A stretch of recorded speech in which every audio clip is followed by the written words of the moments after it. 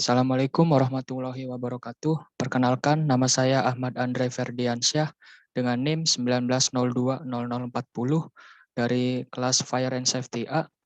Di sini saya akan menjelaskan tentang parameter pencemaran udara mata kuliah pengelolaan pencemaran industri.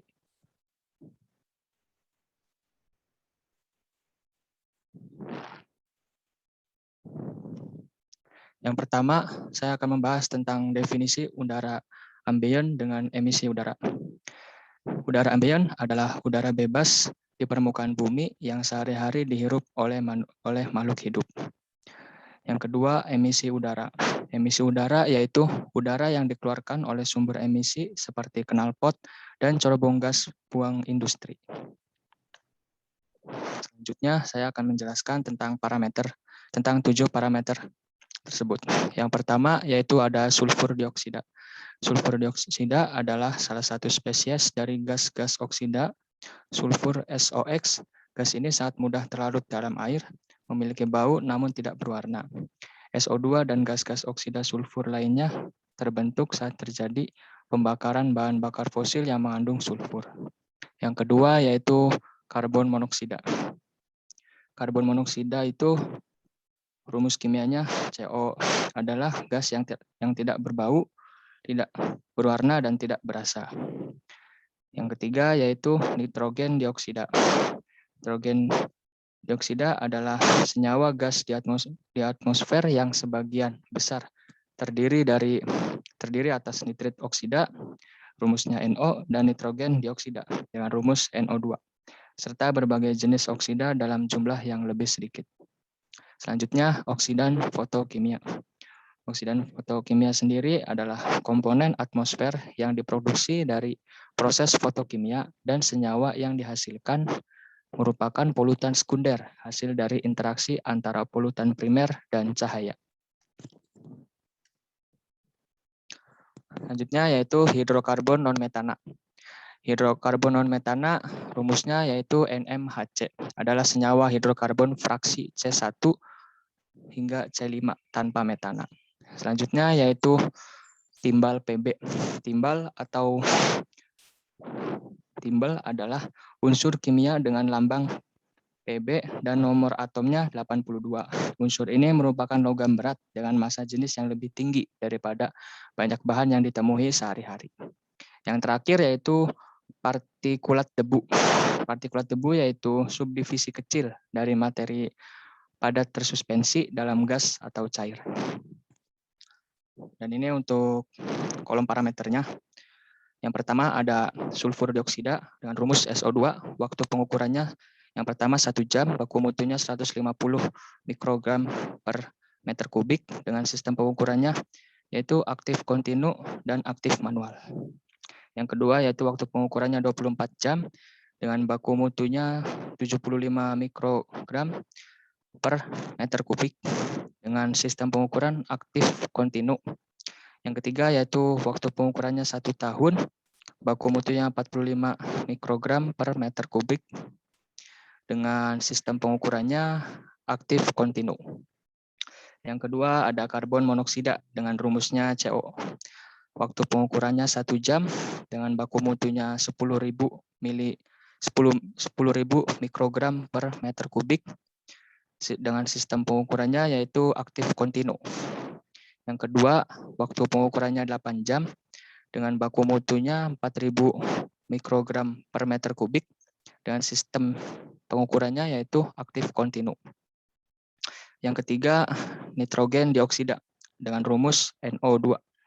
Waktu pengukurannya 1 jam. Yang pertama yaitu 1 jam, lalu baku mutunya 200 mikrogram per meter kubik dengan sistem pengukuran aktif kontinu dan aktif manual. Yang kedua yaitu waktu pengukurannya yaitu 24 jam dengan baku mutunya 65 mikrogram per meter kubik. Lalu sistem pengukurannya sendiri yaitu aktif kontinu. Yang ketiga, waktu pengukurannya 1 tahun dengan baku mutunya 50 mikrogram per meter kubik dengan sistem pengukurannya aktif kontinu. Yang keempat, oksidan fotokimia sebagai ozon dengan rumus oksidan fotokimianya dengan rumus O2 dan sebagai ozonnya dengan oksidan fotokimia dengan rumus O3.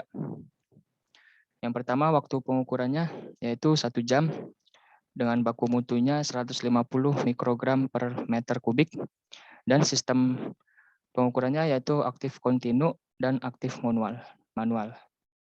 Yang kedua yaitu waktu pengukurannya 8 jam dengan baku mutunya 100 mg per meter kubik dengan sistem pengukuran aktif kontinu. Yang ketiga yaitu waktu pengukurannya 1 tahun dengan baku mutunya 35 mikrogram per meter kubik dengan sistem pengukuran aktif kontinu. Yang kelima, hidrokarbon non-metana dengan rumus NMHC. Yang pertama, waktu pengukurannya yaitu 3 jam dengan baku mutu 160 mikrogram per meter kubik dengan sistem pengukuran aktif kontinu. Yang keenam, partikulat debu. Waktu partikulat debu kurang dari 100 mikrogram PSP dengan waktu pengukuran yang pertama yaitu 24 jam, lalu dengan baku mutunya 75 mg per meter kubik dengan sistem pengukuran aktif kontinu dan aktif manual. Yang kedua yaitu waktu pengukurannya 1 tahun dengan baku mutunya 40 mikrogram per meter kubik dengan sistem pengukuran yaitu aktif kontinu. Lalu yang ketiga yaitu waktu pengukurannya 1 tahun dengan baku mutunya 40 mikrogram per meter kubik dengan sistem pengukuran aktif kontinu. Maaf, saya ulangi. Untuk partikulat debu, waktu pengukuran yang pertama yaitu 24 jam dengan baku mutunya 230 mikrogram per meter kubik dengan sistem pengukuran aktif manual. Lalu yang kedua yaitu partikulat debu kurang dari 10 mikrogram dengan PM10, waktu pengukurannya 24 jam dan baku mutunya yaitu 75 mikrogram per meter kubik dengan sistem pengukuran aktif kontinu dan aktif manual. Lalu yang kedua yaitu di sini waktu pengukurannya 1 tahun dengan baku mutunya 40 gram dengan baku mutunya 40 mikrogram per meter kubik dengan sistem pengukurannya yaitu aktif kontinu. Lalu selanjutnya partikulat debu kurang dari 2,5 mikrogram dengan PM 2,5. Waktu pengukuran yang pertama 24 jam dengan baku mutunya 55 mikrogram per meter kubik dengan sistem pengukuran aktif kontinu dan aktif manual. Lalu yang kedua yaitu waktu pengukurannya 1 tahun dengan baku mutunya 15 mikrogram per meter kubik dan sistem pengukurannya aktif kontinu.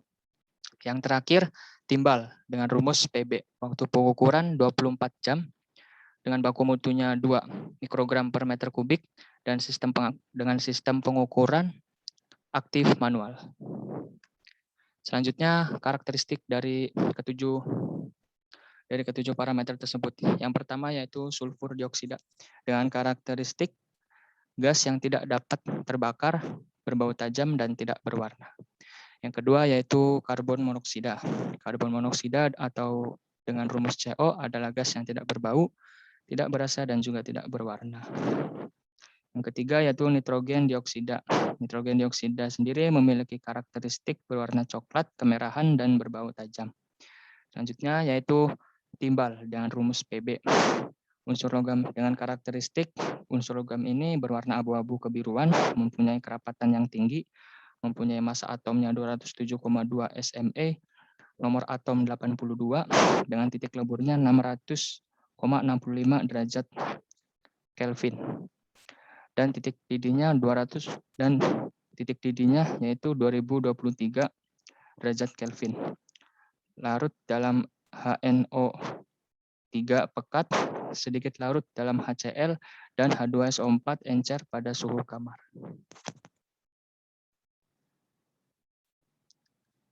Selanjutnya yaitu oksidan fotokimia. Dengan karakteristiknya yaitu dipicu oleh cahaya. Lalu selanjutnya hidrogen non-metana. Dengan karakteristik pada suhu ruangan dan tekanan standar, metana adalah gas yang tidak berwarna dan tidak berbau.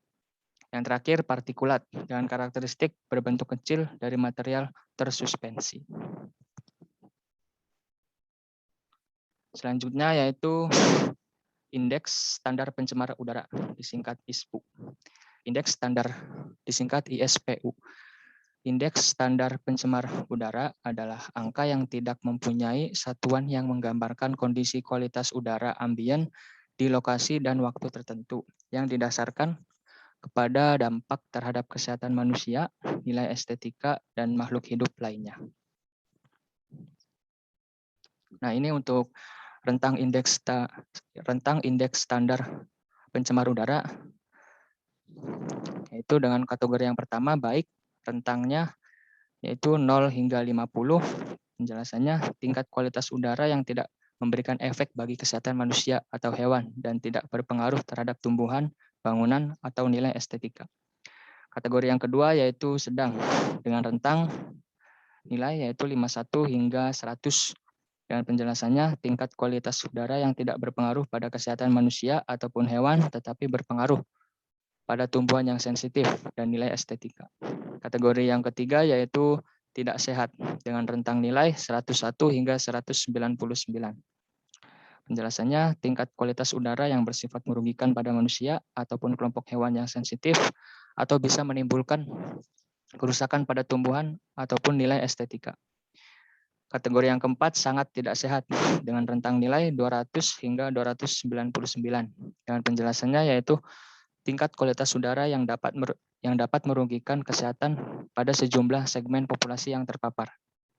Dan yang terakhir kategori berbahaya dengan rentang nilai 300 hingga lebih. Dengan penjelasan tingkat kualitas udara berbahaya yang secara umum dapat merugikan kesehatan yang serius. Lalu dampak pencemaran udara. Di sini saya kelompokkan menjadi 3 bagian, yaitu yang pertama bagi kesehatan manusia, dampak pencemaran udara dapat mengakibatkan infeksi saluran pernapasan, iritasi mata, alergi kulit, bahkan yang terburuk yaitu kanker paru-paru. Lalu yang kedua yaitu dampak pencemaran udara bagi kesehatan flora. Yang pertama mengganggu sistem akar, yang kedua penampakan kurang sehat pada daun, yang ketiga, kerusakan pada spongi dan polised di bagian dalam daun. Yang keempat, kerusakan pada lapisan epidermis. Yang kelima, kemunduran kemampuan pertumbuhan. Yang keenam, berkurangnya kemampuan berfotosintesa dan alterasi. Dan yang terakhir, kemampuan stomata yang menurun dan reproduksi set. Lalu yang terakhir yaitu bagi material. Yang pertama, timbulnya karat pada permukaan logam. Yang kedua, terbentuknya noda atau kotoran dan pelapukan batuan kapur yang umum digunakan pada bahan bangunan dan pemahatan marmer. Dan ini acuan saya untuk mengerjakan tugas pencemaran udara.